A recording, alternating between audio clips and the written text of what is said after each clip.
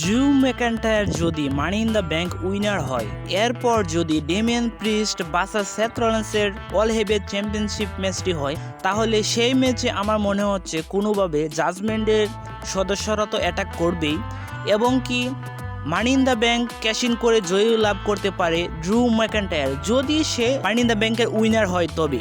তবে আমার মনে হচ্ছে এটাই হওয়ার সম্ভাবনা আছে 50%, এবং আমিও চাই ড্রু McIntyre money in the bank জয়লাভ করুক অথবা জে উসো। তবে ড্রু ম্যাকইন্টায়ার জয়লাভ করার ইচ্ছায় আমার একটু বেশি। এবং ডেমিয়ান প্রিস্ট বাসা সেথ রলিন্সের ম্যাচে যদি ফিন ব্যালর ইন্টারফেয়ার করে অথবা ফিন ব্যালরের কারণে যদি ডেমিয়ান প্রিস্ট তার টাইটেলটিকে হারাতে হয়, তাহলে হয়তো ডেমিয়ান প্রিস্ট অ্যান্ড ফিন ব্যালর বা জাজমেন্টের মধ্যে একটি ব্রেকআপ দেখতে পাবো। এবং আমি চাইবো ডেমিয়ান প্রিস্ট বাসা সেথ রলিন্সের ম্যাচে হয়তো Drew McIntyre money in the bank cash in করতে পারবে যদি সে মানি ইন দ্য ব্যাংক জয়লাভ করে।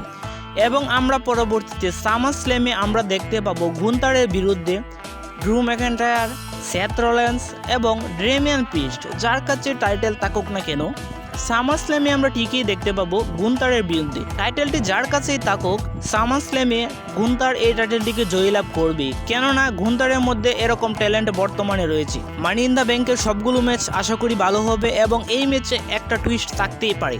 আজকের ভিডিও এই পর্যন্তই। আমাদের চ্যানেলে নতুন হয়ে থাকলে অবশ্যই প্রতিটি ভিডিওতে লাইক, কমেন্ট এবং সাবস্ক্রাইব করে পাশে থাকবেন। ধন্যবাদ সবাইকে।